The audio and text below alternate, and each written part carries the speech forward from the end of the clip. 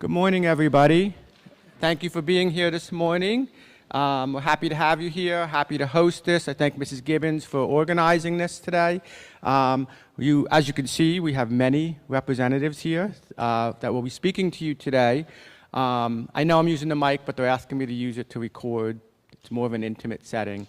But today we're here for those of you who don't know me, I'm John Borman, the superintendent here in the Rumson School District. I've been here for going on 11 years, believe it or not. And in that time, I've had the fortune of amassing a fantastic team over here, some of who were here when I arrived and helped guide me, some of who have been added to the team and have elevated the services we provide here in the district for our students. And today we're going to be talking about those services. You know, I'm sure all of you are aware our mission statement is to ignite the potential of our students. We recognize that mission is individualized to every student. It depends on where they're starting as individuals, what their needs are. It is not a generic formula to get them there. And today you're going to hear under what we call the MTSS. Education has lots of acronyms, but it is the multi-tiered system of supports that we utilize here in the district, and it starts well before a student is determined to have a need for a program that is specialized based on a disability. It begins really with any red flag that comes up. If we can go to the next slide, please. And that flag falls under an umbrella of three key things.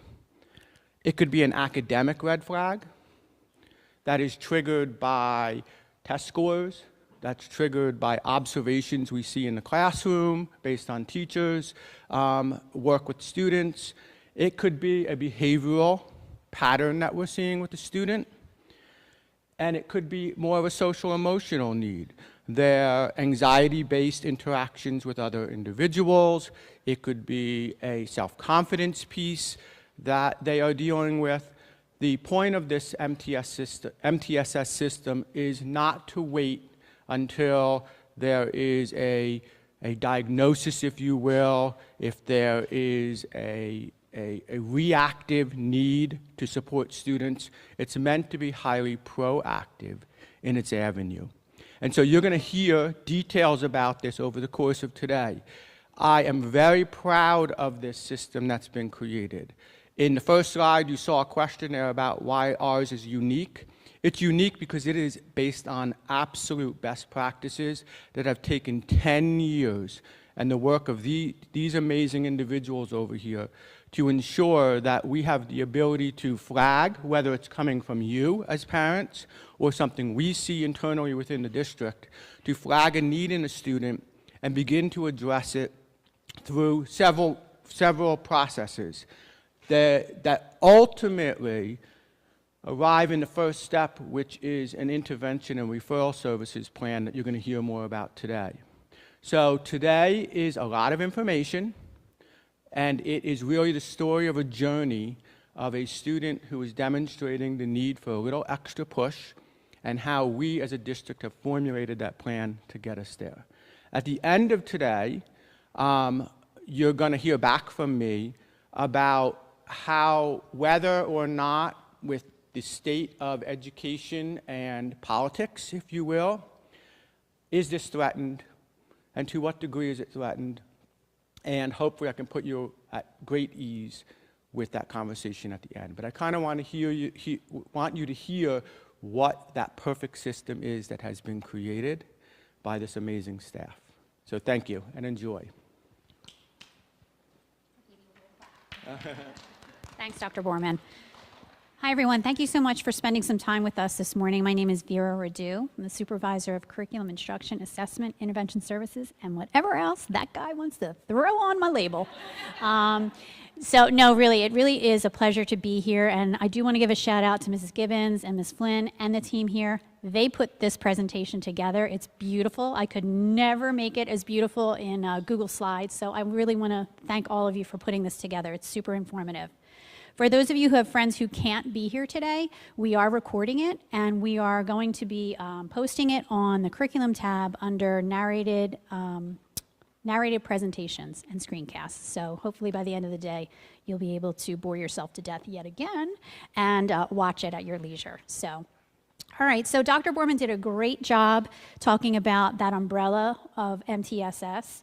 And INRS, Intervention and Referral Services, is really that foundation of the MTSS process. So why do we have to have it? Because the state tells us to, but I would venture to say, even if the state didn't tell us that we needed to have an Intervention and Referral Services program, and MTSS, we would do it anyway, because we are truly dedicated to making sure every student achieves their potential. So INRS brings together a team of professionals within the school system to meet on behalf of a student. The general teacher, it's a general education initiative, the general education teacher reaches out to our counselors to say, hey, you know, I'm noticing something's going on with Mary, and I'd like to maybe pull together a team to talk about some different strategies that we can use to move Mary along in a certain area. It's a structured approach. We meet initially as a pre-team to see, okay, let's try a few things, collect some data to see if we need to move into that next step and bring a larger team together to discuss student goals and progress. It's super collaborative.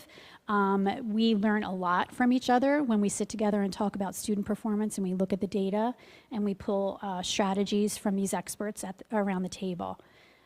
We also make sure that whatever stage in the INRS process we are in, we're monitoring whether or not the interventions are working, and that's called progress monitoring that we're going to get into a little bit as we move further along in the presentation. So how do we begin to understand our students as learners? Well, it starts in kindergarten. Dr. Borman's here 11 years. 11 years ago, we were pretty much a data-poor district. We are data-rich. We're practically billionaires right now because we have so many data systems that we are able to use in order to pinpoint exactly where students might be experiencing that difficulty. It starts in kindergarten. Before our littlest learners come in June, we bring all of them in and we administer something called the Dial 4 assessment. It's a screen. It's not a readiness test. It kind of just monitors how students are performing in different areas, speech and language, some basic concepts, gross motor, fine motor skills. The kids don't even know that they're being assessed. It's kind of like a playtime. So that's really how we begin to understand who our Rumson students are. Once those students have that screen, when they come in as kindergartners, we are able to identify what students we need to dig a little bit deeper, okay, based on that screen. And we administer something called AIMSweb, which allows for us to really pinpoint some of the areas that we might need to reinforce and support. AIMSweb is pretty much the gold standard for measuring student progress, and your students who have IEPs, AIMSweb is one of the deciding metrics that we're using to measure progress along those IEP goals. So it's a super important metric that we use. We also, the state, some of you may or may not be aware, we are required to screen all of our children to see if they may or may not have a learning disability in the area of reading, such as dyslexia. And our interventionists lead that effort at the K2 level. Using AIMSweb and using Sally Shaywitz's screener. If you're familiar with dyslexia, she is one of the leading researchers in that area, and she has partnered with AIMSweb to provide for a more anecdotal screen that identifies a level of risk that a student might be experiencing. So that's kindergarten, that's K1-2. We have so many other metrics that we use. We have IXL, growth measure, along the continuum K through 8. And all of those, I invite you to go to that narrated screencast tab because we do have presentations that explain all of those metrics that we use.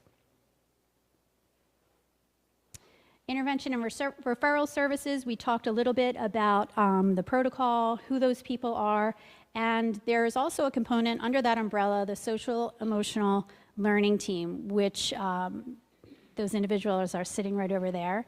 When we say the state says you have to have INRS, you need to look at MTSS, I don't know if there's any district, and I'm not just saying this because I work here, there's not a district that I'm aware of that does it as well as that team over here. We've pretty much become that model for the county, so we should be very proud of that and proud of the support that you provide. It goes above and beyond what the state mandates. Okay, so the MTSS model, I'm sure you've seen this pyramid before, tiered intervention, tiered instruction. So if we look at the 3 tiers here, all of our kids receive tier 1 instruction. That's that good high quality instruction that they get in homeroom. And universal types of interventions are used for all of our kids. It's that core curriculum that all of the kids follow.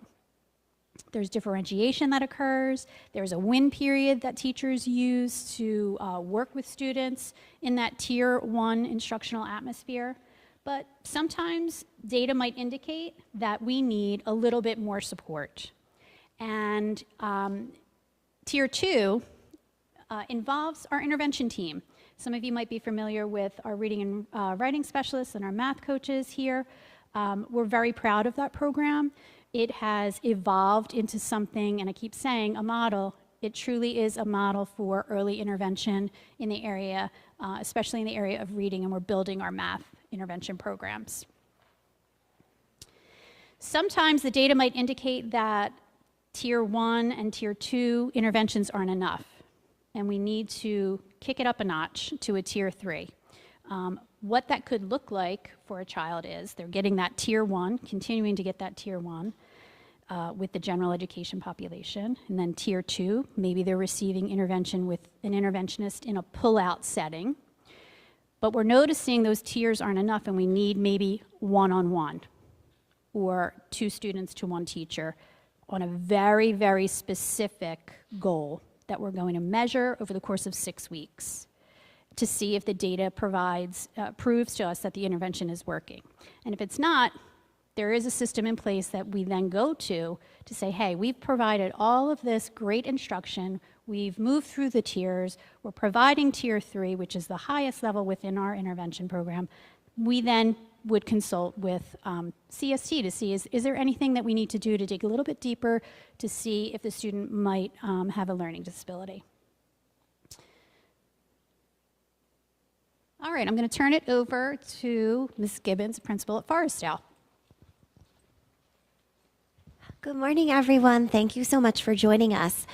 I think the first class I took as an undergraduate studying education, they told us that it's not always about academics, and that until a child's basic needs are met, we cannot advance their learning, and we may not see growth. With that, that's certainly evolved over the years as I've grown as an educator, but most recently what we see is social emotional learning becoming at the forefront of what students need first before they can learn and grow. With that being said, prior to the pandemic, our district had an initiative to begin a social emotional learning team, which started very basically with administrators as well as school counselors and has grown to include additional personnel, all of whom will present throughout today and you will get to meet. Within our MTSS umbrella, social emotional learning has its own tiers of intervention, starting much like our academic friends, and Mrs. Verdu mentioned, starting with our universal screening process for our students in grades 3 through 8. Students take a survey in the fall. It's the SSIS survey. It is research-based. And it asks students questions about how they feel about themselves, how they feel about school, and gives us very important data that we are able to get a temperature check on all of our students related to their social emotional learning needs. This is in addition to conversations that we're constantly having with teachers in the classroom with our students.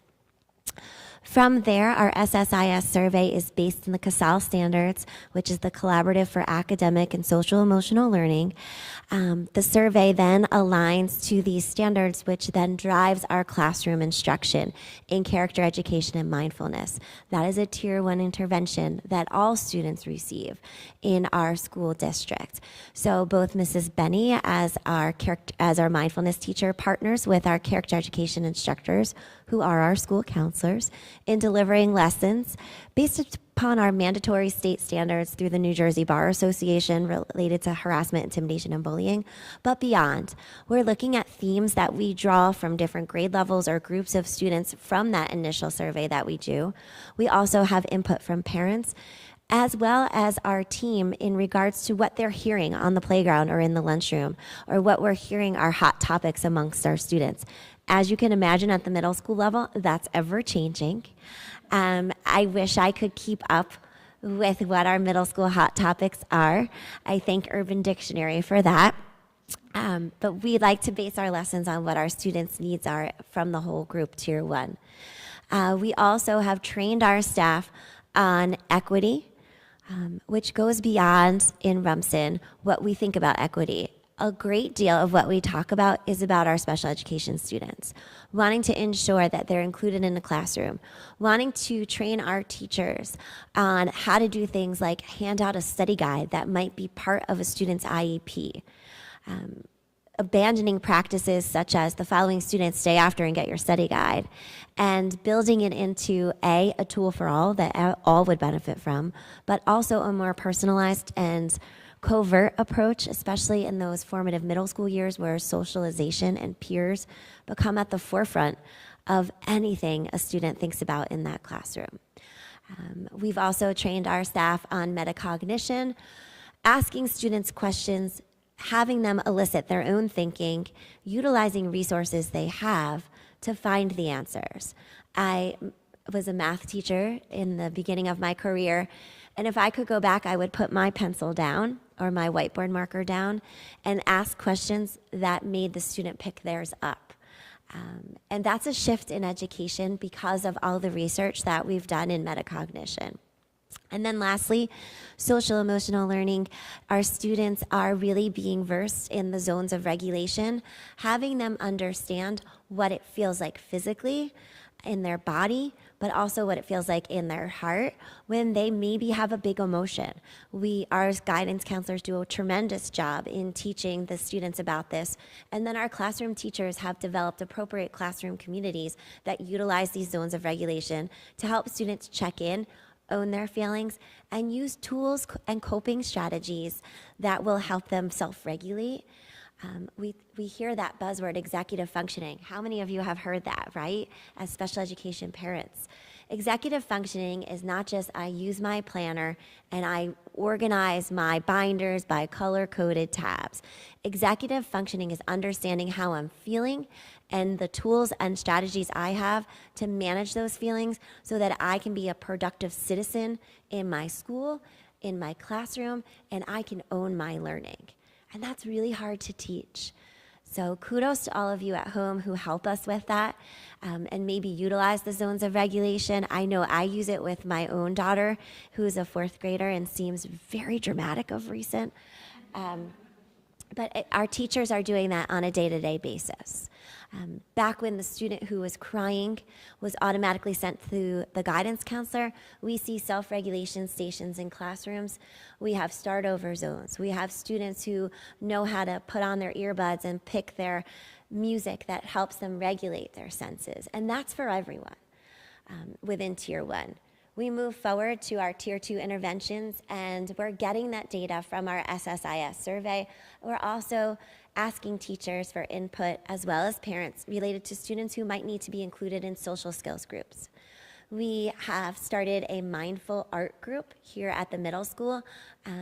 They seem to love Lunch Bunch with Miss Piernick over at Deanport, which would be a Tier 2 intervention. But suddenly, if you want to invite 6th grade boys to Lunch Bunch, the drive decreases to go. But if you want to go doodle with Mr. Miranda on a cold day of recess, it all of a sudden becomes more desirable. And now you're in this special enrichment club that you get to do extra art with Mr. Miranda, and he weaves in different models of counseling through that social skills group that we call MAPS.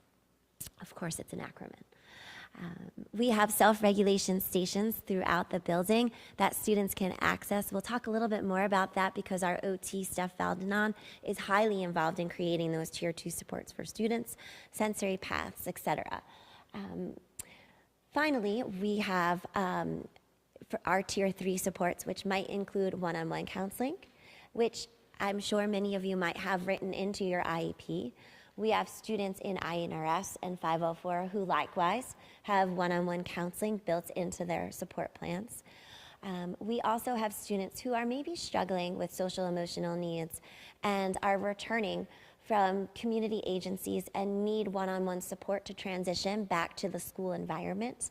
And they too would be one of our Tier 3 students, included in that more individualized support for social emotional learning. We also, on occasion, will ask our OT and our behaviorists to conduct consultations in the classroom where they're observing the students through something like our BASC or our SOS observational tool collecting data, and provide our teacher with environmental designs that would potentially be good for the whole classroom, back to that Tier 1 idea, but also very good for a student who may be struggling social emotionally.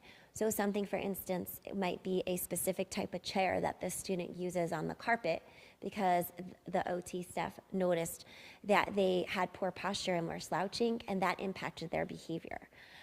So these are different support staff and experts that we have to really make sure we're supporting our students as individuals as well as whole groups. I'd like to take a moment and just introduce the people who are so important to our students' social emotional learning. They're up front with us. We have at Dean Porter, Jess Piernick, our school counselor, K3, just back from her maternity leave. We have Allie Kottman, our 3-5 character ed teacher, but 4-5 counselor. And then lastly, we have Ms. Fahey, our 6-8 counselor, who also does grade 5 character education. All right. Dr. Snyder, as you all know, is the Director of Guidance. I've had the fortune of getting to work intricately with these ladies in his little absence. I know the CPAG has been aware and supportive of him, and he sends his regards, but it's been a dream working with these ladies, as I do as a principal every single day anyhow. They are my right-hand women. All right. Going to turn this back over to our illustrious Director of Curriculum here. Did you hear that, Dr. Borman, Director? Okay, thank you. All right. So we did touch on this briefly earlier in the presentation. This is kind of the process for our INRS program. So early intervention, we talked a little bit about our youngest learners with the Dial 4, some of those kids who are flagged during that screening. We offer some summer programming free of charge to parents to kind of give them that boost, that jump start as they enter in September as kindergartners.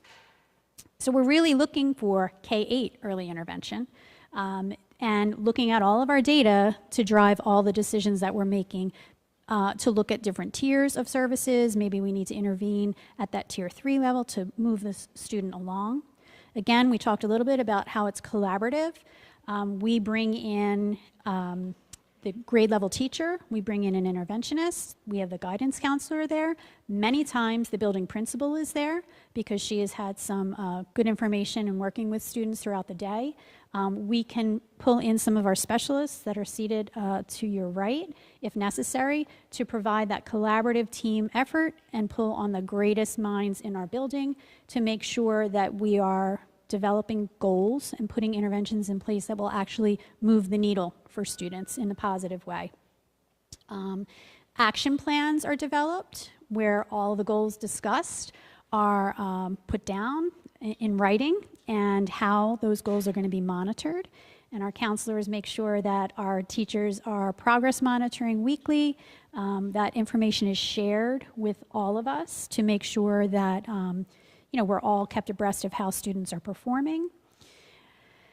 And also it's a way for us to evaluate, again, whether or not we need to kick the tier up. We need to provide more intervention, maybe in a smaller group. And parents are valuable partners in that process. You know your kids the best. We get them for several hours, but you're living 24/7 with them. So if a parent gets an invitation to participate in an intervention and referral services meeting, it's really for you to be there to provide that at home. What's happening at home? Is there anything going on family-wise, sibling-wise, friend-wise? And it's also a way for you to support what we're doing here. Parents are not required to be at the INRS meeting, but we love to have you come in, whether it's virtually, in person, via phone, whatever mode is most comfortable for our parents. Next slide. Jan?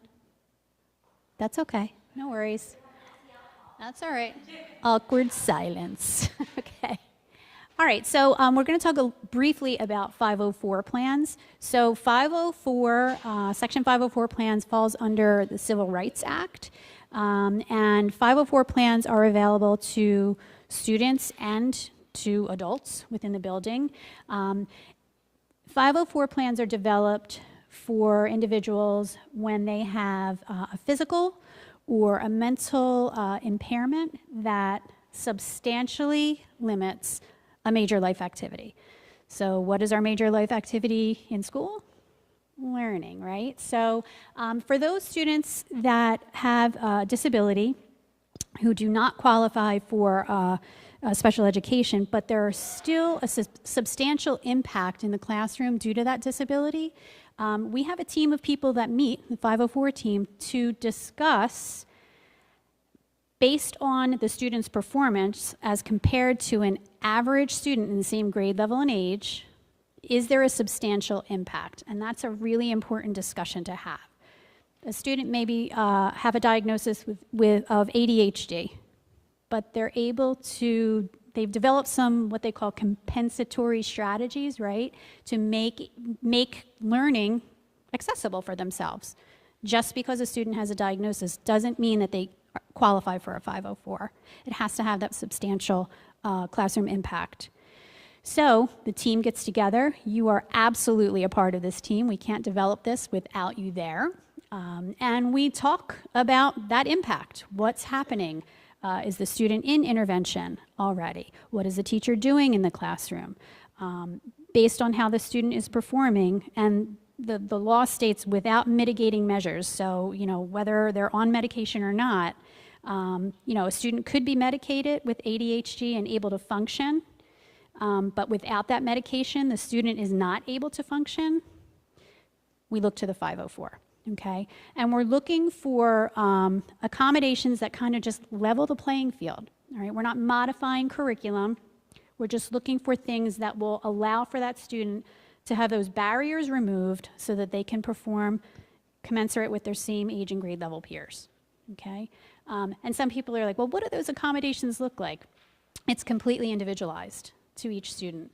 Some of the more common ones, if I were really pressed to say what are some of those accommodations like, some preferential seating, which can mean different things. It could be, I need to be in front of the teacher, or I need to be in the back, away from the door, away from noise. It's completely individualized.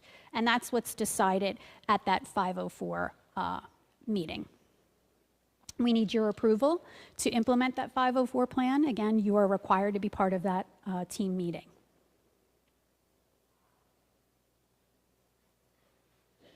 And I think I'm going to turn it over to Mrs. Gibbons again to talk about, oh, yep.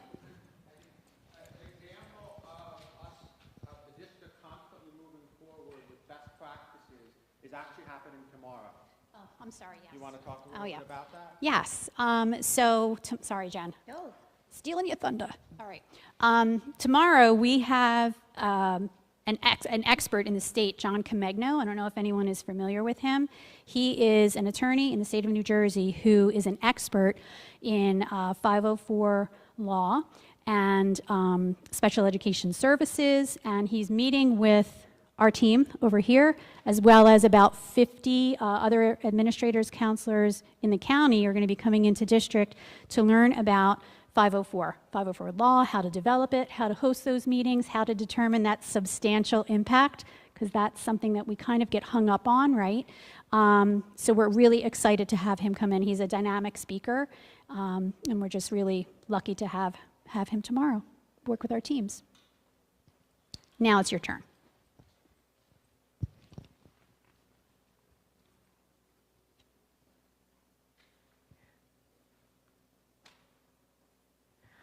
Much of the remaining presentation will be conducted by our child study team and related services staff. So I just want to take the opportunity to introduce each of them as they come forward and share with you their part of this presentation. We obviously have at the helm Dr. Snyder, followed by his assistant Laura Randazzo, who's joined us in the back. I'm sure many of you receive emails, phone calls, and thus from her as you're scheduling meetings and have questions. We have Spencer Austin, our school psychologist. We have Sarah Connolly, our social worker. Sandy Self, our LDTC, who is currently testing a student. We have Jamie Caruso, our speech language pathologist. Teamed up with her is Dr. Glacken and Corinne Brennan. We also have Steph, who unfortunately all three of her kids have fallen ill, so we will be pinch hitting for her. But Steph is our OT. I always butcher her name. Sibel, thank you. Sibel is our physical therapist, and Duri Leidner is our behaviorist, who's with us in the back. All right, I'm going to pass it over to the child study team.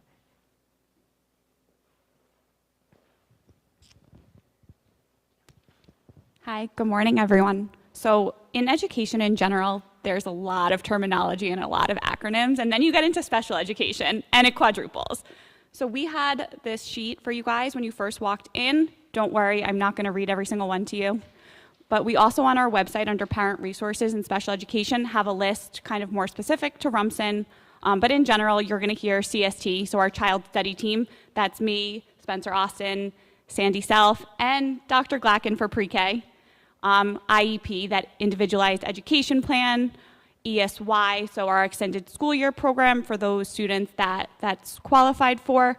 So there's a whole list. I think the best tip I can give you is that if you're in a meeting, you're having a conversation with anyone, and they say something and you're like, I don't know what that is, just ask, because there's so much, we don't expect you to know it all. So how does a referral end up to the child study team? So there's a couple different ways this can happen. A parent can always put in a written request. Typically, I think a lot of times that stems from outside evaluations where that provider may recommend a consultation with the child study team. But the most common way that a referral gets to us is by our INRS committee. So that's the intervention and resources that they were providing maybe isn't having the impact that they hoped. So our lovely guidance team will then come meet with our child study team, provide a formal referral, and kind of go through what services were provided, what interventions were provided, and why that wasn't supporting this student. It'll then come to us, and that is when that triggers our initial meeting with the parent, with the teachers, and with the child study team. Mr. Austin is going to come up next and kind of explain what happens when that initial meeting happens and what that triggers.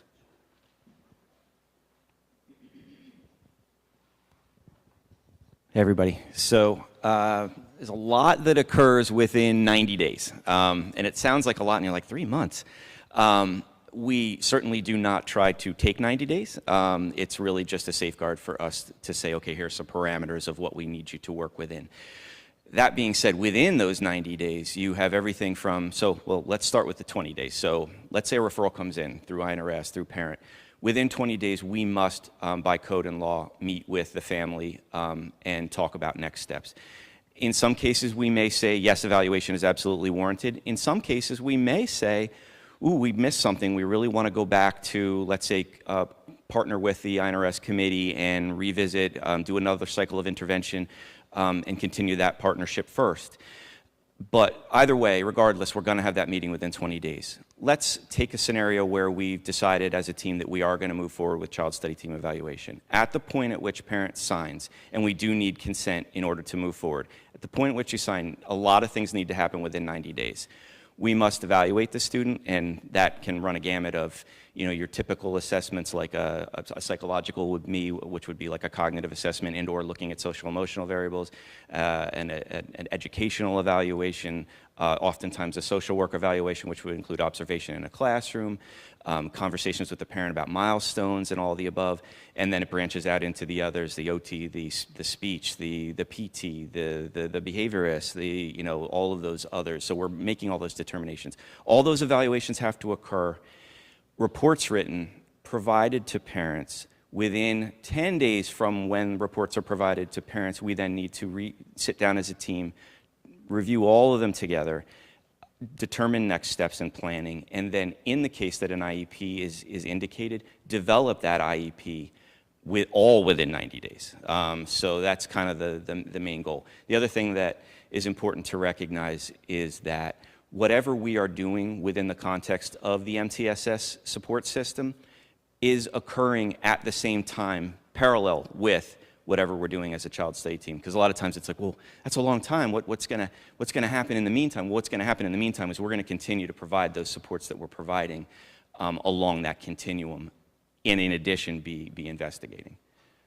Well, that's fine. You can go to the next one. But the only thing I missed there was that once an IEP is developed, every year, so you must have an annual review by code. It doesn't mean that that's the only time you can meet.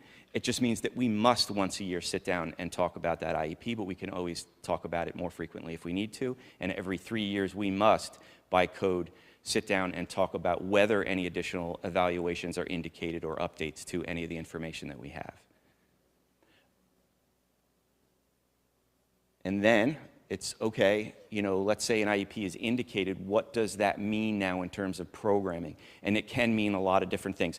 And one of the biggest distinctions between, let's say, a 504 plan and an IEP is truly programming. The need for individualized instruction for that child is really a main kind of litmus test for when is this indicated. That frequently will look like in-class resource, what we call ICR, meaning a two-teacher model, meaning we're in the general education population, we're alongside peers, but there are two teachers, one being a special ed teacher who's highly qualified in whatever areas we're talking about, and who can provide that support. What that looks like is very creative and can vary and should vary within the classroom, meaning sometimes they're doing stations, sometimes they're team teaching, sometimes they're both teaching, parallel teaching with groups. Sometimes one is teaching and one's moving around supporting. Sometimes one's teaching and one's doing observations and collecting data. Sometimes there's small groups pulled. What I think we've become, and having been in so many of these classes over time, we've become very good at making it not so apparent who gets supports and who doesn't get supports. And, I'm sure the special ed teachers sometimes are like, oh, I wish that, Bobby, who doesn't have an IEP, would stop asking me 50 questions. But the truth is, that is by design what it's supposed to be. And it's supposed to be comfortable that way. And I think that's what helps to make our students who do require some degree of supports feel more comfortable. That there's an old saying, what's so special about special education? Good teaching is good teaching, so that is what it is meant to be. Pull-out resource would be, okay, we really do need to provide some degree of, let's say, modification to the curriculum.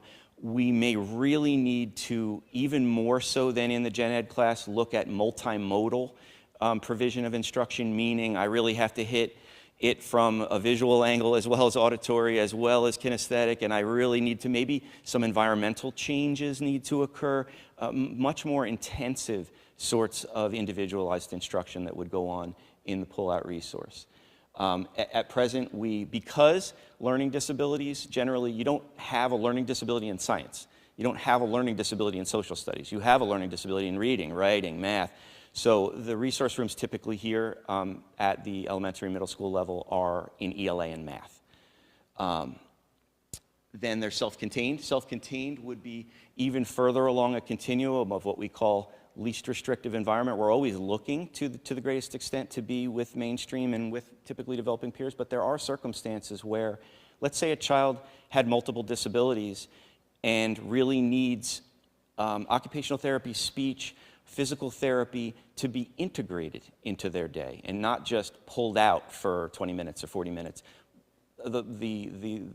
Conceptually, the self-contained classroom really offers you that ability to go beyond, to go cross-curricular and not just, now it's time for math, ding, now it's time for science, now it's time for, but to really be integrating those across what you're teaching in the classroom, but also to push in. We had Sandy, who's not here, used to run one of our self-contained programs back when I started 16 years ago. And it was very, very cool what we were able to do in there and push in and do all kinds of, we were doing cooking and we were learning math by cooking and we were doing this and we were doing, and it really becomes a special, very highly specialized program. And then, the supported classes, once we're talking about students changing classes, ELA, Math, Science, and Social Studies are our core. Then we have our related services, which is, again, your STEM, your art, your music, your gym, your foreign language, all fall under that. All staff members have and are obligated to have access to and understand children's IEPs. So that's one of the reasons why we start in this district early. Before kids come into the building, we have multiple days of in-service in the summer before everybody rolls into town. And we go over all those IEPs and we go over all those 504 plans and INRS plans and make sure everybody understands.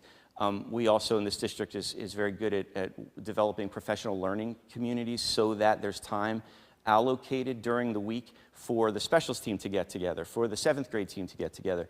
And then what will often happen is they'll invite us and say, hey, can we talk about Bobby, or can we talk about this, and then we'll push into those professional learning communities so it's collaborative in that way, and we often do that with specials.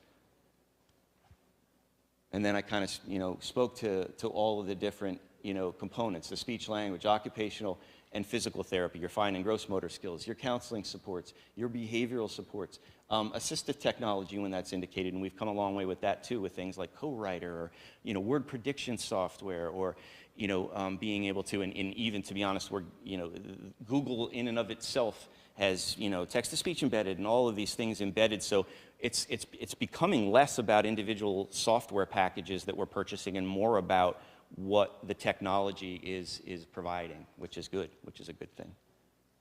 And assistive tech, you gonna talk? Yeah, okay. Yeah.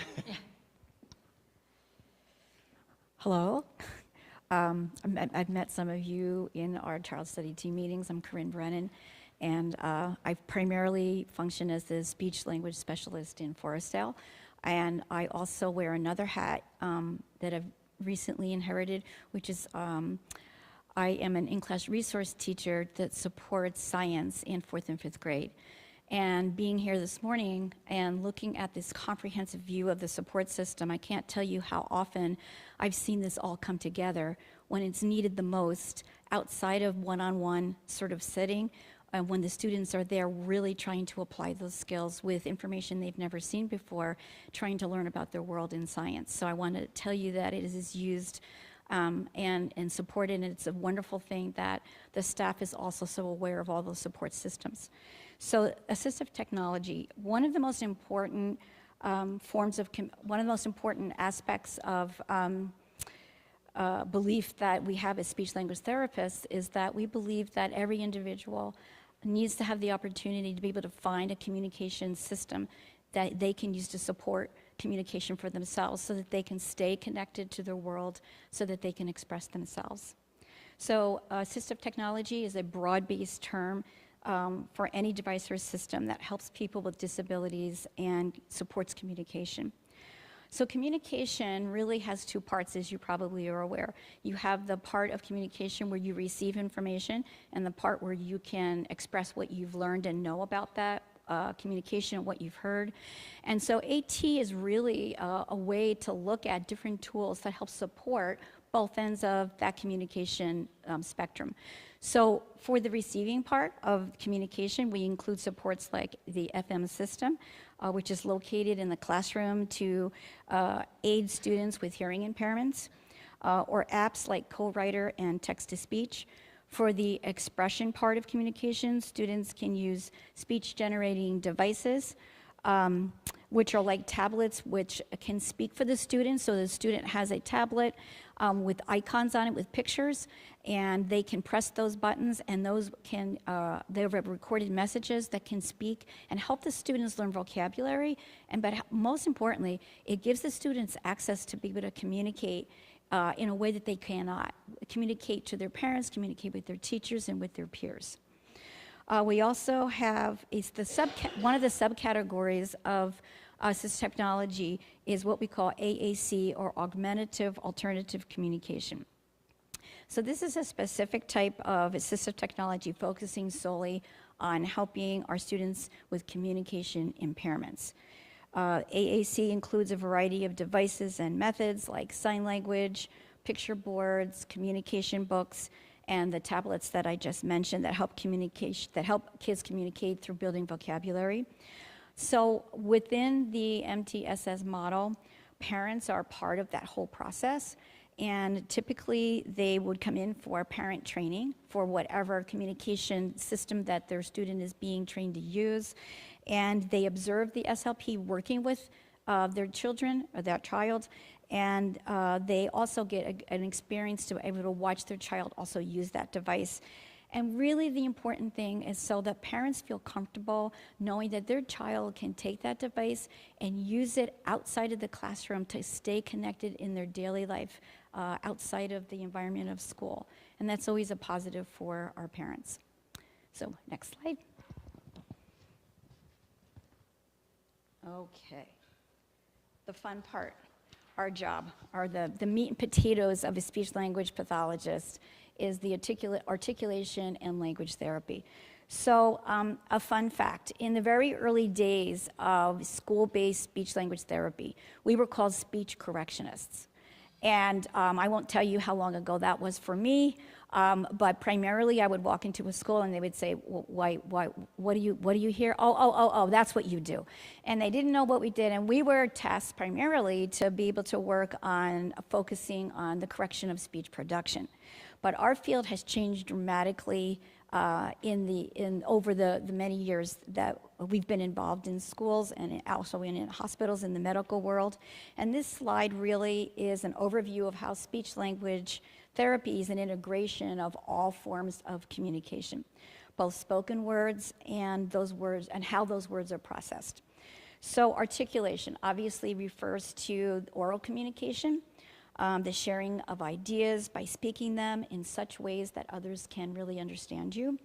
Articulation therapy includes training children how our articulators are integrated to form speech sounds.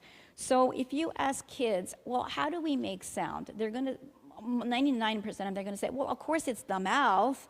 And then what we do is we say surprise, and we find we are journeying into the mouth, and we are helping them understand that it's not just the mouth, but it's our lips, our tongue, our teeth, and even our breath support.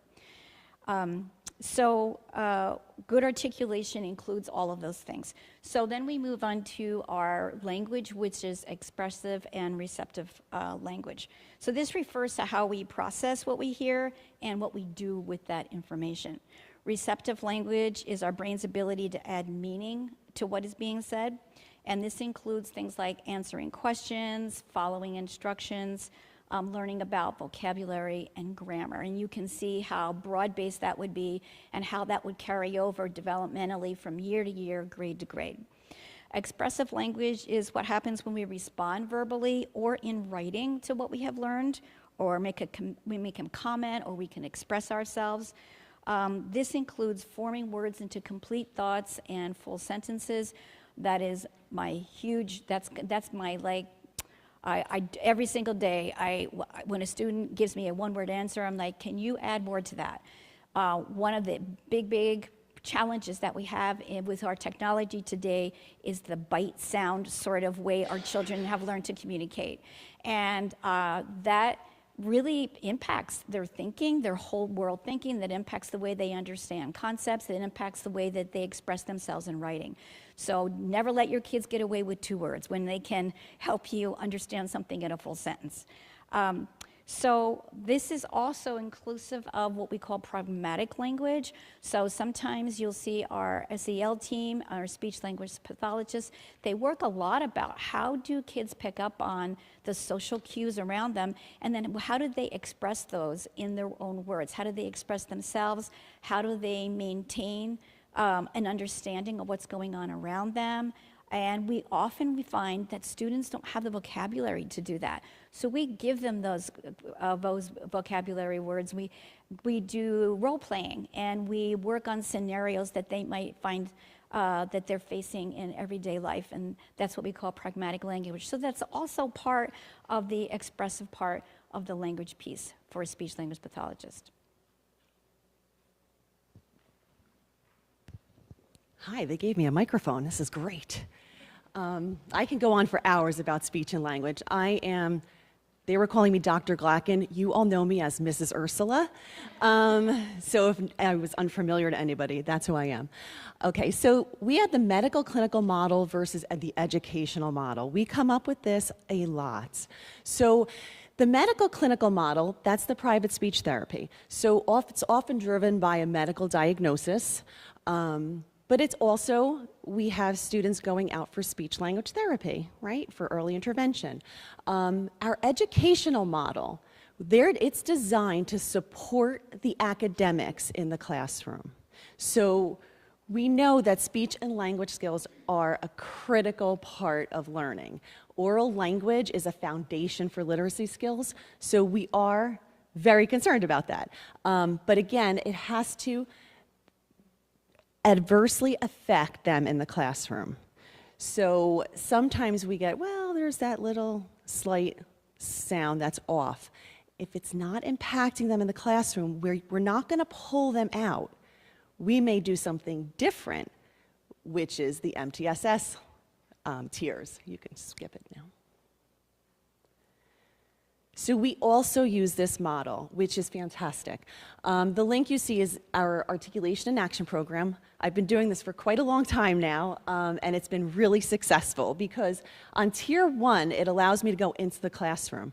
I go into the classroom, started years ago in the kindergarten doing phonological awareness groups, but now our interventionists do it with Hegarty, which is fantastic.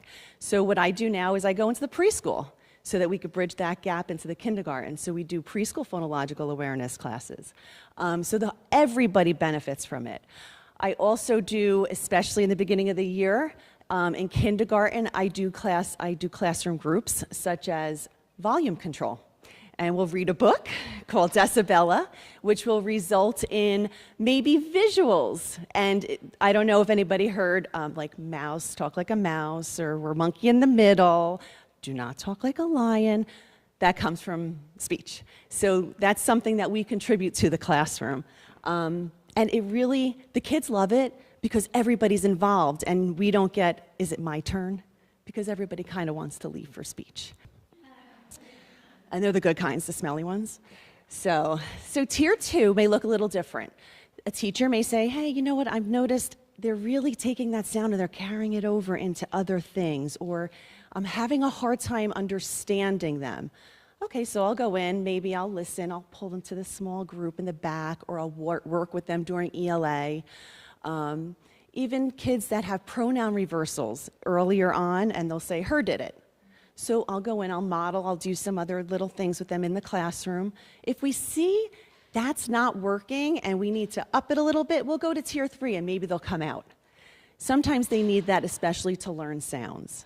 So we do this with a lot with articulation, fluency, which is stuttering. We do a lot of Tier 3 too, so pulling out. And then this way, if we do need any more services, if it's really, we need, Spencer just left. If we need more services, we would refer. We would talk to the child study team. And we all do work so collaboratively. It's fantastic. But speech and language does impact a lot of different areas, especially reading and writing. And that's something that we really work together with the teachers. Doree Leitner. Oh, sorry. Hi, I'm the behaviorist. I work in the district. I work across all grades. So you'll see me. I'm in the pre-K all the way up to the 8th grade. And I like to use the analogy of a sports team in terms of how I provide my services, as in a tiered level. So at a tier 1, we'd be the coach of the team. We're providing all general drills. All athletes are getting those running drills, their dribbling drills, things like that. In a tier 1 for the students, that's the district-wide programs. Maybe for some of your parents in Dean Porter, the DP Pride tickets, that these kids are earning for good behavior and being recognized in the classroom. That would be a class-wide token economy where the class is earning marbles in a jar to earn an opportunity to wear pajamas on Friday or see a movie at the end of the month. These are behavior strategies that we're implementing on a whole group level, universal design, to just get the students understanding what's expected behaviors in the classroom, good social skills, things like that. I will work with the staff to help them develop some of these in the individualized classrooms or even with the district themselves to help them with programs. And then also conducting professional development programs with the staff in educating them on the acting out, stages of acting out, and what interventions they could use in order to de-escalate any things that may come up. So sometimes, students go through these stages of being agitated and then going into maybe a full-blown tantrum. I'll work with the staff to develop an understanding of what strategies they can implement at each stage so that hopefully we wouldn't get to any type of a full-blown meltdown.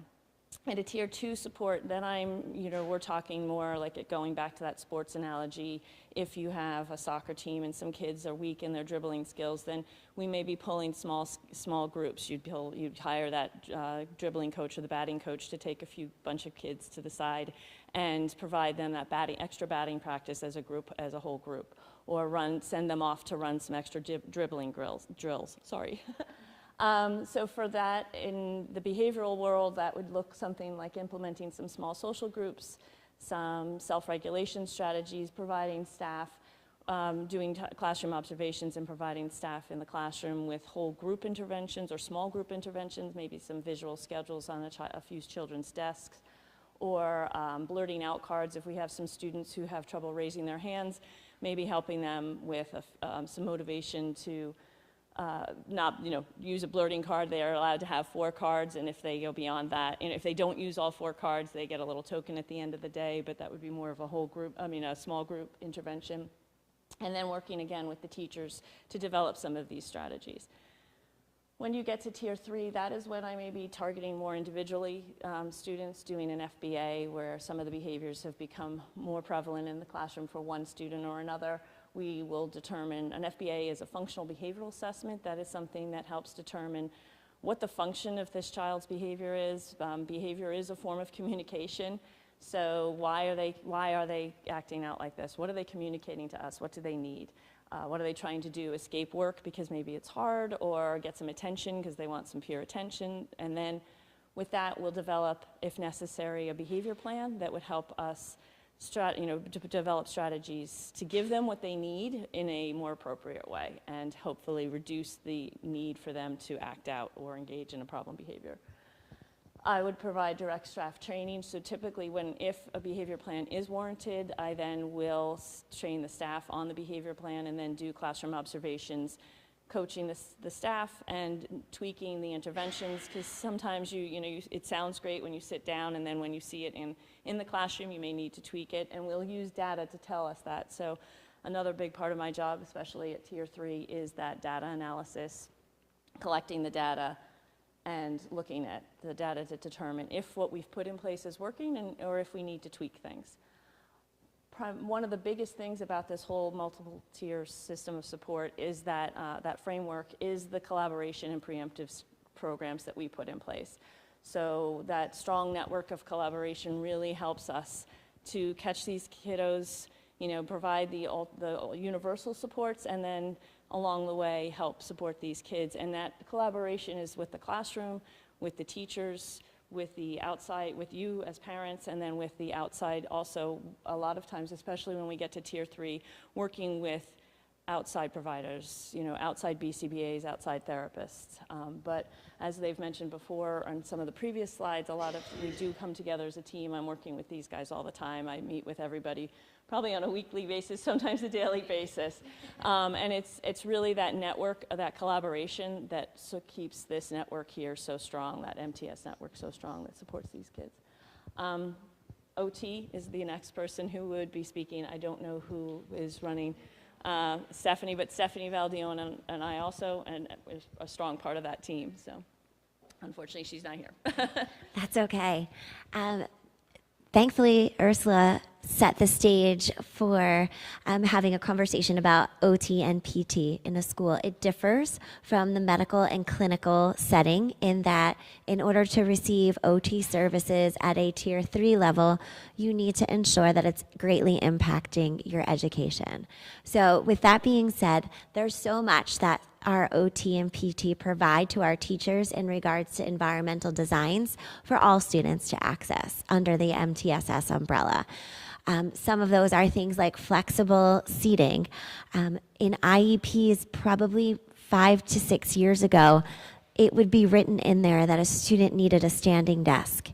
And on the first day of school, I would be running around with standing desks, stealing them from rooms that didn't need them and putting them in other rooms that did, based upon IEPs and 504s. That is no longer, thanks to the fundraising that you as parents do with the Rumson Education Foundation and the PTO. We have provided those for all the middle school students. So we have those in place as flexible seating. With that, we also have adaptive seating in our grades K through 5. If you go into the classroom, it does not look like a traditional classroom anymore. There are wobble chairs. There are what look like the bed risers that we used in college to store more things on some chairs that allow students to rock back and forth without hurting themselves. There are what look like beach chairs for the carpets so that they can have back support in the event that they need that while they're sitting in a morning meeting or a small group. All of these different adaptive furniture pieces are provided to our students by our OT and PT right within the classroom without needing any sort of pull-out or one-on-one services. Additionally, we have throughout the building motor labs. If you see a student at the end of a hallway doing push-ups, or throwing a tennis ball at the wall, they are visiting the movement lab or the motor lab. Steph Valdinon has set those up throughout the building at all grade levels. We also have sensory paths outside for students who need fresh air and directed movement breaks. Certain students have what we call a free pass or a motor card in their binders that they can pull out to give the teacher a nonverbal cue that they are ready to go take a movement break. This is, again, beyond what we're doing in brain breaks in the classroom setting. Moving beyond Tier 1 and whole group, Steph also pushes in with our pre-K to help our teachers assist with handwriting without tears. And then carrying forward, she helps push into our elementary classes with foundations. At Tier 2, Steph is working with identified students for small group pullout. And then Tier 3, our students who need the most support in the school setting would be working with her in a one-on-one setting. So that's a bit about occupational therapy. So we saved this for last, as our ever-changing scope politically has impacted now our students and what we're wondering the future looks like for them. And Dr. Borman's well-versed and willing to speak on this. First of all, I want to thank this amazing group. Let's give them a round of applause for all their hard work, their effort, and their dedication to our students. So, once again, education is put in the spotlight of trying to figure out how to navigate something that is well outside our scope. We've gone through school security issues where none of us ever imagined we would need to worry about armed officers in school and all of these kinds of things. Then we had the pleasant surprise of a worldwide pandemic that we had to figure out how to navigate as well without any training whatsoever. Now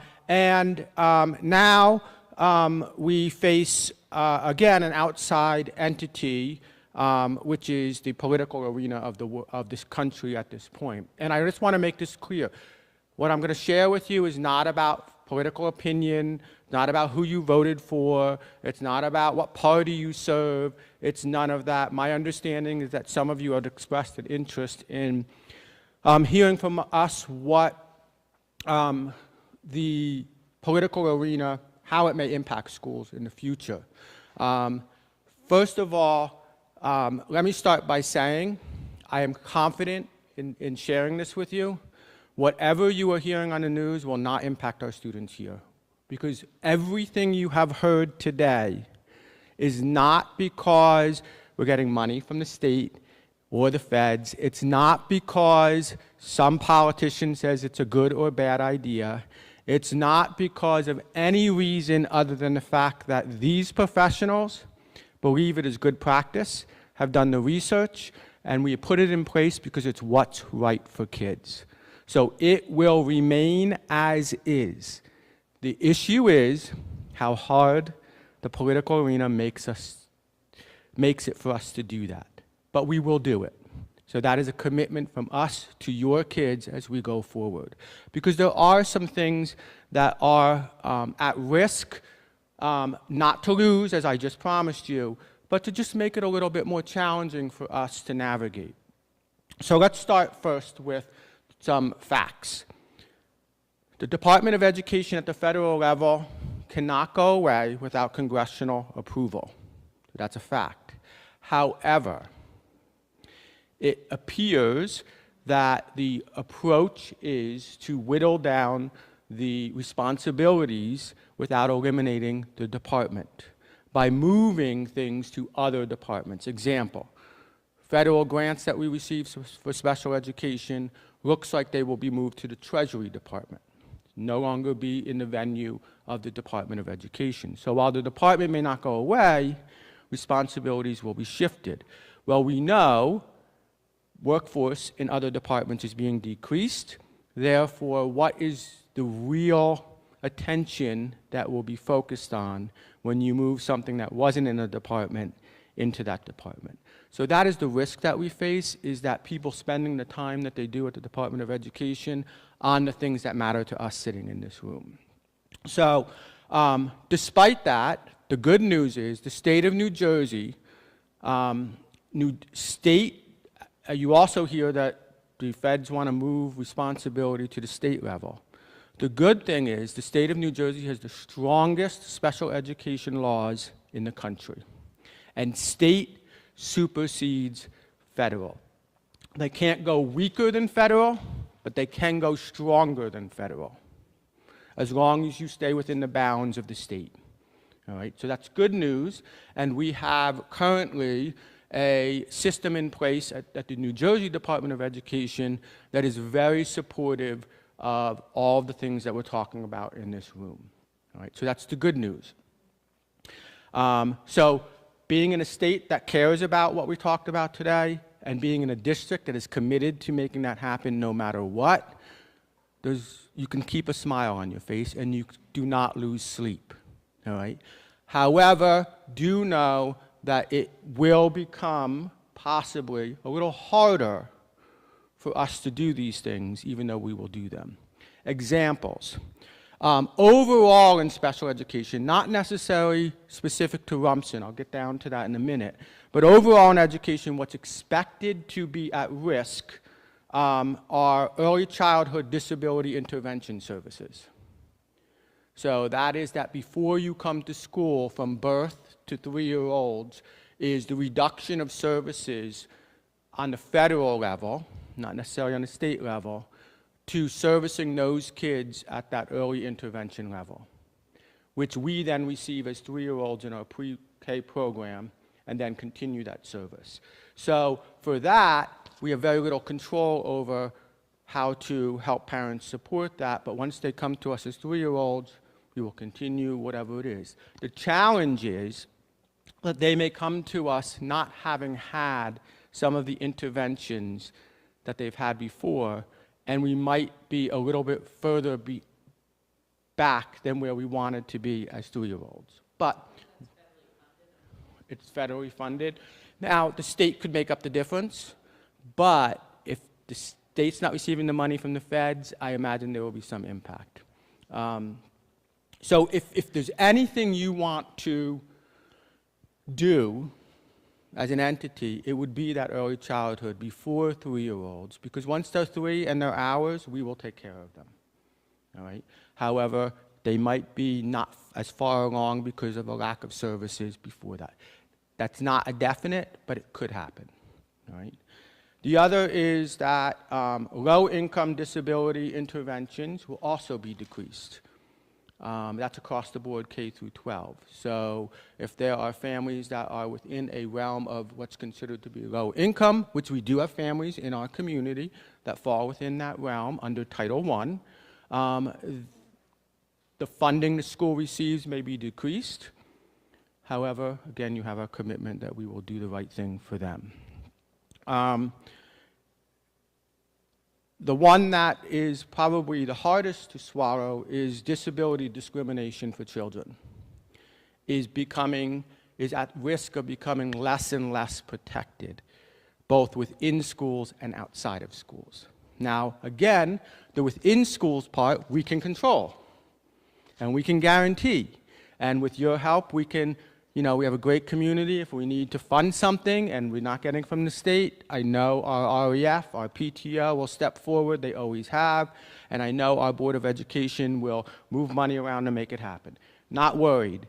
However, it's the outside of school. And one of those areas is the movement of students with disabilities into higher education. Right? Is those protections, which are outside the realm of what we can do, or those guarantees or those supports that are in place are at risk. All right? Again, not guaranteed to go away, but at risk. Again, we are fortunate to be in a community where I think most of our community can pick up the difference on that, but there are some that can't. And we're talking globally, there are many communities where they cannot. And that's what's upsetting. So that is kind of overarching. For Rumson itself, there are 2 areas that I am keeping the board and our administration very carefully informed on. Number 1 is funding. So we receive 2 pools of money from the federal government for special education, or for not just special education, but MTSS level students, whether it's Tier 1, Tier 2, or Tier 3, prior to going into special education if they need to. And the first of those is specific to special ed, and that is IDEA funds, Individual Disability Education Act. We receive a couple $100,000 in funding to provide some of the things you heard today, such as sensory paths, and having 3 speech pathologists in the district, and having an OT and a PT, and having all of those things. We receive funding, a couple $100,000 from the federal government. That is at risk of being reduced. All right? We're already being told for next year to reduce that by 25%. So when we build our budget, when we're building our budget next year, we are being told budget 75% of what you got this year. All right? Again, we move money around, and you will not see next year an impact on anything your kids are receiving or any single person sitting over there. They will be here, they will be doing their job, and they will be doing it as well as they have. So do not worry about that, but it stresses the district's budget. Right? The other pool of money we receive, which is not special ed related, but is related to everything from flagging a student up to the consideration for making a special ed referral, and that is what we call Title I. Title I money is very complicated. We receive just under $100,000 in Title I money, which Mrs. Radu manages. The amount we receive is based on the number of low-income families that don't meet a certain threshold in the community, even if they don't attend here. But then we get the money. And we don't have to spend that money just on those low-income students.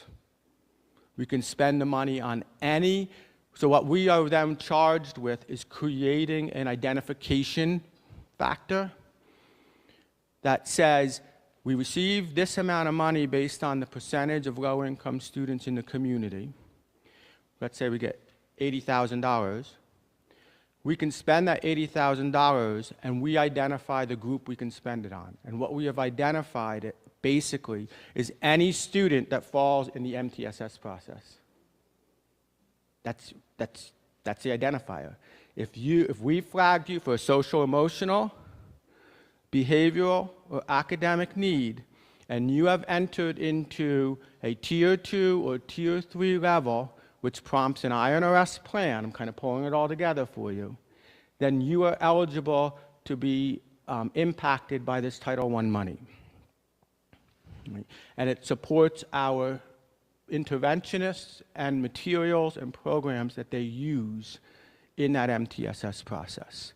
So again, we've been informed for next year to budget 25% less than what we have received in the past for next year. Again, we are moving money around within our budget. You will not see an impact on our MTSS process.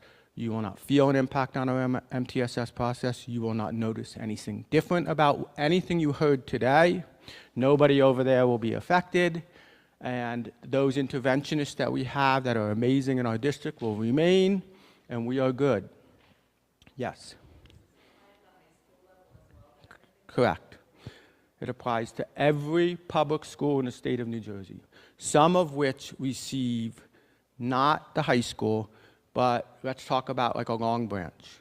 Probably receives $4 or $5 million that they are getting reduced by 25%. So for us, it's not a major impact. We're able to handle it internally. And I also know I have an amazing community that would step forward in 2 seconds and said, oh, you want an outdoor learning path? Oh, you want this, you want that? We'll find a way to get it for you. So we're very fortunate here. But that is the reality of funding for us. Again, guarantee we'll move forward, but each year it may get a little tighter in our ability to do that. The other area that Mrs. Gibbons had brought up is the area of, you hear these 3 letters, which I can't stand hearing anymore, but DEI. It is really this whole concept of equity and ensuring, and for us, as we all know, I think we could talk freely in this room, we don't have a lot of diversity in our community. Our biggest area of diversity is our special education students. And those kids that are needing support through the MTSS process. That is a form of diversity. They are not performing typically like their peers and need some support, which gets into the idea of equal versus equitable. Again, the state of New Jersey is not wavering one bit on the fact that special education is a protected class and needs to be treated as such. However, at the federal level, we're seeing shift from what we look at as being equitable to more of a focus on being equal. I'll give you a scenario, which I'm sure as special ed parents you've heard before. It's this idea of 3 boys standing at a fence that's of the same height, trying to watch a baseball game, right? One's short, one's medium, one's tall. Equal is giving them each the same size milk carton to stand on. They get the same accommodation. They get the same size box to stand on. So the tall kid's great. Can see over the fence now. The medium kid, so-so, he's got to stand on his tippy toes to see over the fence. The short kid still can't see over the fence. Equitable, on the other hand, is giving each one of those children a box that is a size that allows them to see over the fence. So 3 different size boxes. The federal government is shifting from equitable to equal because of DEI idea that we should not be giving individuals exceptional accommodations. We should be giving them the same that everybody else gets. And that's a federal shift in philosophy and belief that we are seeing. But again, number one, New Jersey does not believe in that. And number two, the Rumson School District does not believe in that at all. We will always, you've heard it over and over again from every single individual standing over there, that it's personalized, it's differentiated, it's individualized. Even an ICR classroom, 2 students in the same ICR classroom may not be experiencing the same thing. They may get one, Mrs. Radu pointed this out, preferential seating. I'm sure some of you are sitting there saying, my kid was in the back of the room, he wouldn't learn a thing. Others of you may be sitting there saying, if my kid was in the front of the room, he'd be putting on a great show and distracting everybody else, including himself, from learning. So in some cases, that's an example of what we do here, is individualized, personalized decision-making for each child that is equitable to allow them to access education fairly so they can perform at the level they are capable, igniting potential, of performing at. So I circle all the way back to that's pretty much the state of where we are right now. We are watching it very carefully. Right now, we are good. I imagine we will always be good. And though it may get a little more challenging for us behind the scenes, not for you to be involved in unless I ask you to buy me something, but we should be good. And everything you saw today is happening because it should be happening for the children of this district, not because of any external reason from state, feds, whatever. Even if we get a drastic state level change in government in November, we will maintain what we can. It just may be a little harder for us to do that, and we might need a little help in doing so, right? Any questions on that specific topic? Where can we learn a little bit more about the changes that are happening from the get on? I thought you did a great job of keeping it not biased, just presenting the facts. What's a good resource for parents to look at to see how the climate is changing in regards to that? So I can share out with I will share out with Mrs. Gibbons some resources that you can peruse, and as you know, once you enter one, you'll find 12 more. So rather than giving you a specific, there's a lot of different things, and they all, as you pointed out, have a little bit of a different, I want to say, bias to it, depending on where you're looking at, and you can navigate it in whatever avenue you want. So I will send those out within the next week to Mrs. Gibbons, and she will share it out to the group. Great. Yes?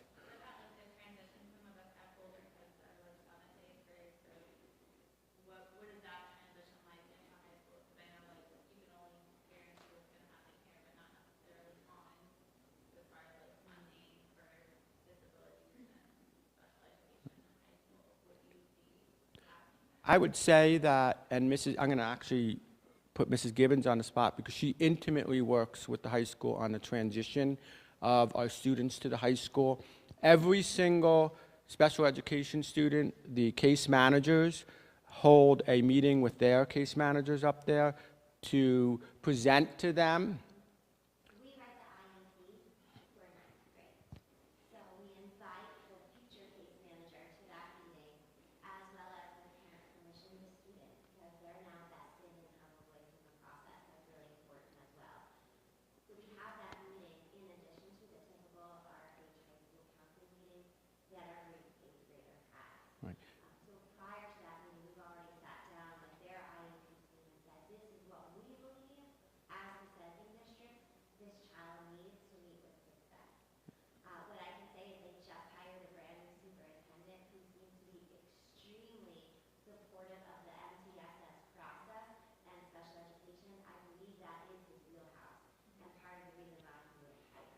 Right. So on that level, know that baseline, you can be confident knowing that what they should be doing is informed by us and should be a continuum. I think the other part of your question is, will they commit in the same level that I'm committing? Obviously, I can't speak for them. Being aware of who this new person is, was the former assistant superintendent of guidance in a high-performing district, I would imagine he is going to be equally as committed as I am to this process. Also, Fairhaven, RFH, and Rumson typically are on the same page with these kinds of conversations. So I would be surprised if you did not see a level of commitment that is different from ours. But those are questions when you make that transition that you can now add to your list to talk to them about. But very good question. All right, well, I'm going to turn it over to Mrs. Gibbons. I thank you all. And again, don't lose sleep. We are good. We are in good shape here. Your kids are in good hands. You heard from an amazing group of professionals that are committed, and that does not change. Thank you. First, I want to thank Mrs. Brown and Mrs. Boss, who are our liaisons to the school for CPAG. I'm sorry we're not as fancy as your typical meetings at the Tavolo Pronto. I'm not sure my pastries did that justice. But just so you sort of know how the culmination of this event happened, is that after a fall meeting, Mrs. Brown and Mrs. Boss met with myself and Mr. Austin to kind of share what some hot topics were with all of you in your group, what questions you may have. And with that, we said, well, would it be helpful to bring you all into school and present on this topic? And have you meet the faces behind all the hard work that happens to support your students. So I hope you got a sense of that today. I know we gave you a lot of information. When you signed in with Ms. Flynn, there was quite a few takeaways that the team put together, one of which is special ed acronyms that we found for you. Hang it on your fridge, bring it to your IEP meeting, but we think it gives you a good baseline for what does that mean. But as Mrs. Connolly said when she presented, don't be afraid to ask those questions. You are your child's best advocate. We just get to steal them for a couple hours a day. And I look forward to partnering with you in the future with any topics that are pertinent. One of the flyers out there is from an organization on the peninsula, for those of you who aren't aware, called Friends Grow Friends. I've personally been involved with them and really see what joy they bring to kids in connecting them with like-minded peers that sometimes feels strained in a school setting. Especially 4th through 8th grade parents, you're kind of separated from having control over helping your child socialize. You can't call people for play dates anymore. Apparently, I've been told by my children, that's cringy, Mom. And you're relying on your child to make those connections, which can be difficult for those who may have social anxiety or just be shy and reserved or lack self-confidence. And Friends Grow Friends is this wonderful organization started by a Fairhaven mom who has autistic children herself and really wanted to bring kids together. And she gives them a purpose because sometimes kids who don't know each other sitting in a room are cringy too. And she brings them to different adventures. She helps them learn how to play video games together. She takes them for chocolate tasting where they're making chocolates, but they're engaging in social conversation, having those shared experiences. So I really do applaud her. Some of my counseling team works with these students outside of school as well, running some of these social skills groups.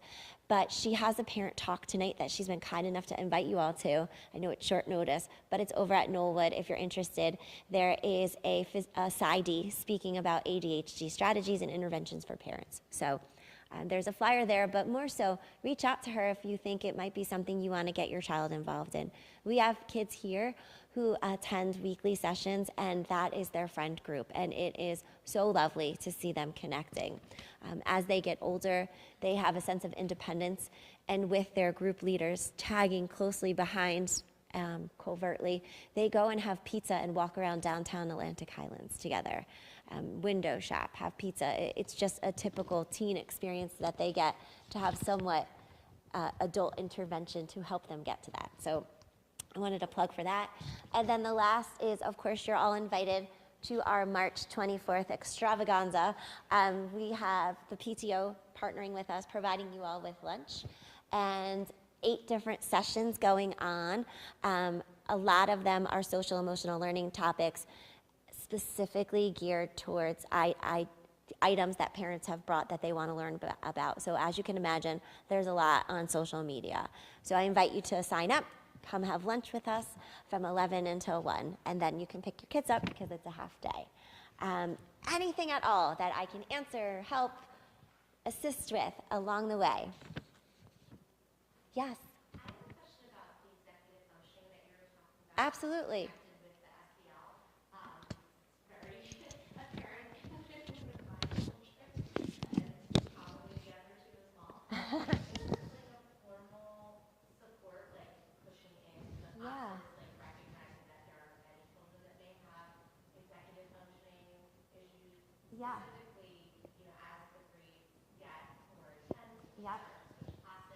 So 6th grade, we have a targeted executive functioning group for students at that tier 2, tier 3 level who've been identified. So I would say if hypothetically it was a current 5th grader, you might want to make sure during your annual review, you advocate for a 5th grader to be included in that executive functioning group. They meet during morning meeting once a week. Sometimes Ms. Becky runs it. Sometimes she's just helping them clean out their locker or organize their binder. Our teachers along the way, 4th and 5th grade, are having them learn how to use a planner, having them understand how to use Google Classroom. My biggest tip for parents as they move through the middle school trajectory is really relying on the Guardian account in Google Classroom. That will be sent to you as frequently as you set it up. So you can set it up for every evening to send you a laundry list of anything that was due today and whether or not your child submitted it. My ICR teachers, so that's the in-class support teachers who are the co-teachers, all set up Guardian accounts for you for their separate in-class support Google Classroom. With that, they are posting the nightly homework. So while we're teaching kids how to use their planners and hoping they're using them properly, and doing things like a bookend in 6th, 7th, and 8th grade is a teacher that's scheduled to be in your child's homeroom, and their job is to casually check on probably your child and maybe 5 others to make sure that they wrote down their homework in their planner and have their necessary materials packed. Because that is sometimes a stressor. I have to catch the bus. Am I going to miss the bus? They're never going to miss the bus. We radio all the time to hold the bus for any students that we see are caught behind. But that bookending is also something you can advocate for in your IEP meeting. That might be beneficial. But as a part of that, where that Guardian Classroom comes home to you with their nightly homework, and you can check with your child. Hey, I got Mr. Bellavance's nightly homework listed for all your classes, but let's sit down and make sure we have everything. So those are just a couple middle school tips related to executive functioning that I would definitely advocate as they get older and you think they need a little bit of hand-holding. Would be terrific for them. I hope that answered your question. Okay. Anything else we can help you with, provide information on? Yes? Oh, that's fine. I actually paid her to ask questions.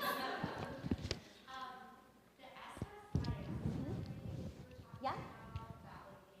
The universal screening that we do, yep. We do that in 3rd through 8th.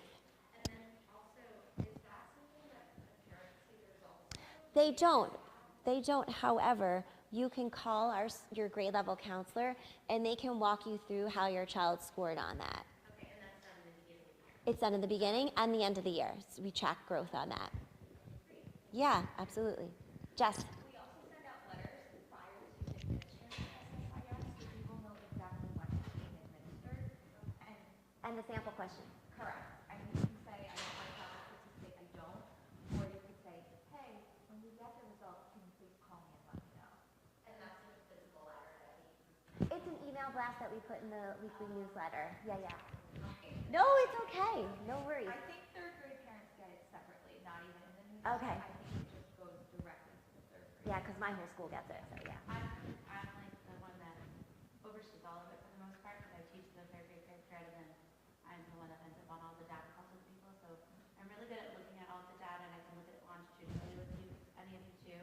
So if any of you ever want to talk about it, you can email me, and I will, like, that's been my new thing this year, is like looking at the trends of all of the years they've been doing it. So we've been doing it since 2021. So we've been doing it for years. So I can always go over that with you if you want to spend that time with me. Yeah. You guys have terrific questions. Yeah.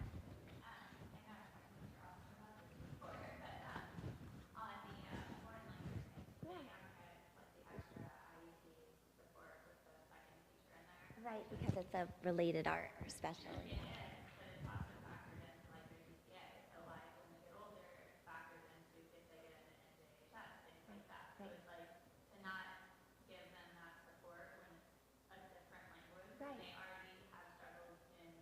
English.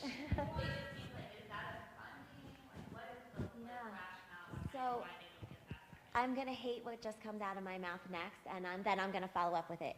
Legally, we don't have to provide it according to the state of New Jersey. However, there are students who have either a difficulty with the foreign language because they are already receiving supports. For instance, students in resource room for language arts are attending world language, and we're mandated to provide it, yet also it's not mandated to provide an in-class support teacher. However, with that being said, we have students with specific 504s and IEPs who can opt for specials grading, which does not get calculated into their overall GPA and is not used to determine things like high honor roll, or NJHS. So the specials grading is rubric-based, performance-based grading, and is rated on a rubric of 1 through 4 for being exceeding grade level expectations as designed by the standards and the rubric therein for the content area. 3 being meeting, 2 being approaching, 1 being not meeting. So I would say as well, have a conversation with your case manager. Talk about, if you know your child, and this is something that comes up with my 7th graders as they're talking about high school, is some kids are thinking, oh, I want to apply to high tech, but they might see that I only got an 88 in Spanish. If your child has a plan, you can shift to specialist grading, and that won't be factored in. And I can also, Spence, don't kill me, I can also go back in time if it's written on an IEP. So, Sorry, is that new? Because I've never heard that. That's great to hear. yeah. You know, just with dyslexia, I mean, I've learned a lot about this just by reading, like the books that mentioned earlier. 1 in 5 people are dyslexic, and dyslexia is really challenging with foreign language. Yeah. Really, so Yeah. just putting the, I don't know, not to jump around too much, but putting IEPs in 504, like if you're dyslexic and you're trying to learn Spanish, like that's a real challenge. Yeah, yeah. And middle schools across the county are struggling with the same thing. We don't have the in-class support teacher, yet we're mandated to have the kids speak it, who happen to have it. Well, and they're great teachers here, but they say, in the first thing they'll say is this is not as special. And I respect that. Yes, Language is yes. important, but And I will, on behalf of Spencer and the CSD and the Jen, I will say 2 things. Number one of those 2 is we have fought with the state and the county on specific students to the nth degree to get no outcome. Where we said, can't we, like this kid, we should have given this to the study hall Right. in lieu. There is an equivocal, it goes back to this equal, not equitable concept of the law says everyone must take Lord Language. It doesn't matter. So our navigation was the alternate grading, which. I just never heard about that. Yeah. But the other thing I will say too Yeah. is Mrs. Gibbons is a scheduling master. I mean, I wouldn't say that. She is. Chuck has thrown a lot of curveballs at her and she figures it out. But she does what she can to have what we call some supplemental supports in some world language classes that we know some of the kids need. It may not be a special ed teacher, but it is another teacher in there that can help some of those kids. So we do everything we can outside of the purview of what the state allows, which really should be that certain kids get to take a study hall or a exposure class in lieu of, but they just don't allow it. So we created our own rules to kind of circumvent that. So when conversations come up about specific individuals who, like we're talking about, maybe dyslexic and maybe in a resource room language arts, and would be those students are advocating to opt out and have lost that battle, we can schedule them into a class that may have a second teacher in the room at least part-time to assist with that. Or we may shift to something like special grading. So again, I encourage to have that conversation about each individual student. And again, we can go back in time as well if you decide as an IEP team, oh, I didn't realize that happens, and can we do that? We absolutely can. That's not a problem. Lastly, the Board of Education was kind enough to allow us to budget for summer work where we paid our world language teachers to develop differentiated assessments and guided notes embedded within the units to provide those students. Again, but in absence of a second teacher, things a second teacher may do, we gave them time to do themselves. So that was a long answer, sorry. Yeah, no, it's good. Okay. Anything else? Yes. I had a question about Ames Web. Yeah, of course. It looks like it's an important screening tool early. For when that's administered, is there any better process other than checking the curriculum for the window and then reverting to the teacher to find out when that's actually? Yeah, I'll let Mrs. Raju speak to that.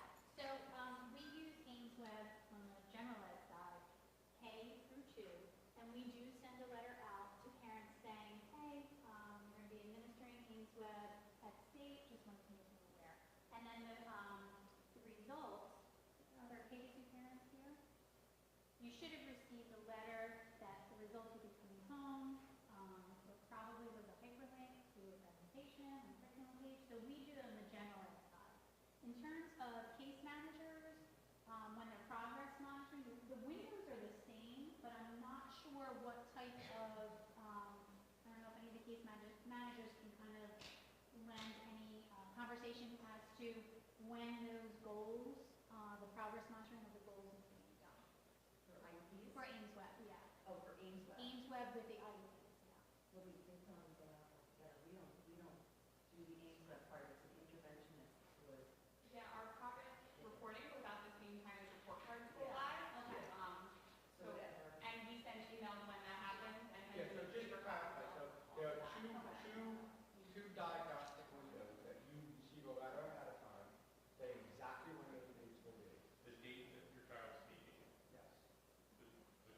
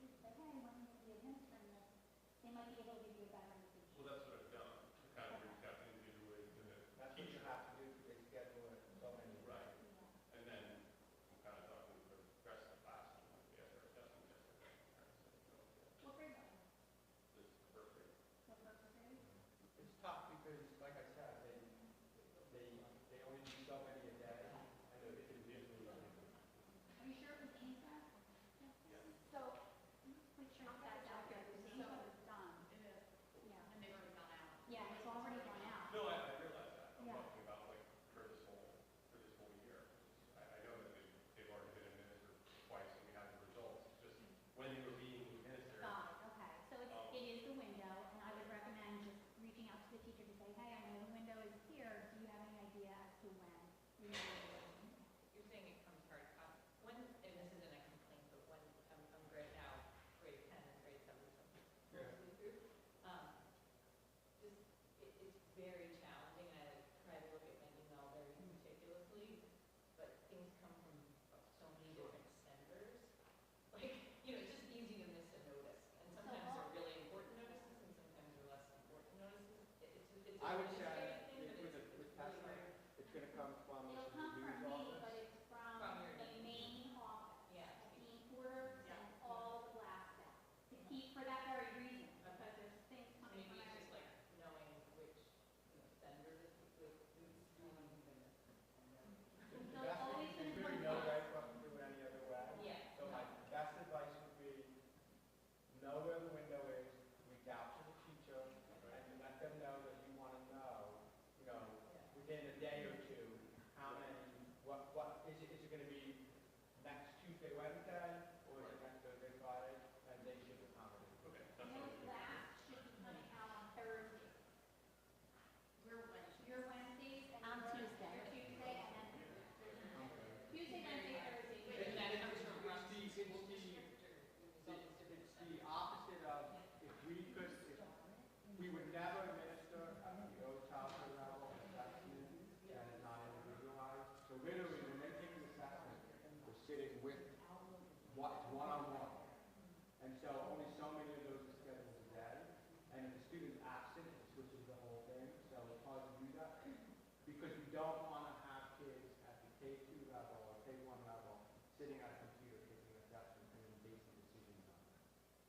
So it kind of is tough because we want to have the wiggle room to do the one-on-one so that it's more effective to have that assessment. So that would be the best strategy.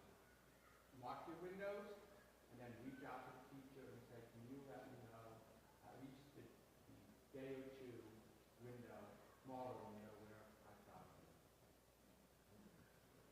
Kind of hearing the feedback from all of you over the years has somewhat made us try to streamline our process. So at Forestdale and Dean Porter, you will get an email from me every single Tuesday at 4 p.m. It's scheduled set at 4 p.m. So if you want to put a repeating occurrence on your Google Calendar, check email at 5 p.m. on Tuesdays. You'll have everything. And I try very rarely to send anything else out unless it's like a bus is late or something to specific 8th grade parents about something upcoming. So And the other thing with that's what I try to do. the other thing with testing windows, it's not just in an email, it's on the curriculum review website. It's posted within the first month of school. Yeah, by October 1st. By October 1st, so you can go on there by October 1 and you can map it all out for yourself and make sure you reach out to the teacher. And if you don't get that response, reach out to Mrs. Revere. I just want to clarify one thing. So I think some of the confusion is coming from is when a student is struggling or having difficulty academically and they're referred as general education students to the IMS committee, we review the income data with parents every 6 to 8 weeks. We literally go over progress monitoring that is done every 1 to 2 weeks, and we can go over set data points to see if there is improvement, if there is stagnation, or if there is regression. That is what helps us in determining whether or not a student stays in intervention, needs modification to the action plan, or if further support is needed by making a referral to the child study team.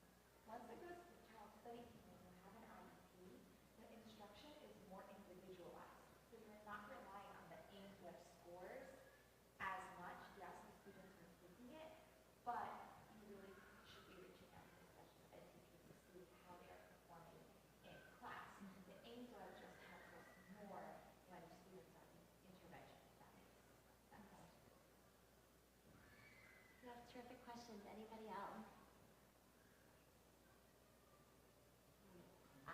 Thank you so much on behalf of our team for reaching out. We'll check in again in the spring This was fantastic. and see Thank if you there's for anything else you all your time. need. Yeah. And please feel free to linger, grab a seat. I'm going to excuse